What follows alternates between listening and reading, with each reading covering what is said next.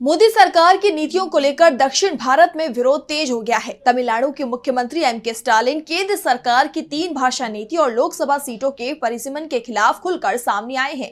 अब उन्होंने दक्षिण के राज्यों को एकजुट होने की अपील की है। कर्नाटक के डिप्टी सीएम डी.के. शिव कुमार ने भी इस मुद्दे पर बड़ा बयान दिया है, जिसने मोदी सरकार की टेंशन को बढ़ा दिया है। देखिए ये रिपोर्ट। दक्षिण में केंद्र की 3 भाषा नीति और परिसीमन के मुद्दे पर विवाद बढ़ता ही जा रहा है। अब इसे लेकर कर्नाटक के उप मुख्यमंत्री डी.के. शिव कुमार का बयान सामने आया है।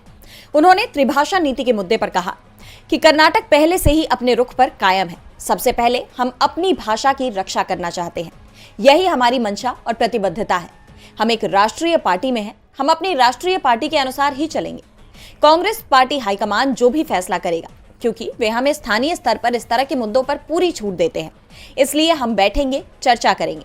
हमने पहले ही अपना रुख साफ कर दिया है। आपको बता दें कि बीते दिन तमिलनाडु के सीएम एम.के. स्टालिन के नेतृत्व में जनगणना आधारित परिसीमन और ट्राई लैंग्वेज वॉर पर सर्वदलीय बैठक हुई थी, जिसमें एआईएडीएमके, कांग्रेस, वाम दल लेफ्ट पार्टी और एक्टर विजय की पार्टी टीवीके समेत कई दलों ने हिस्सा लिया। इस दौरान स्टालिन ने इन मुद्दों पर दक्षिण राज्यों की राजनीतिक पार्टियों को मिलाकर एक जॉइंट एक्शन कमेटी बनाने का प्रस्ताव रखा।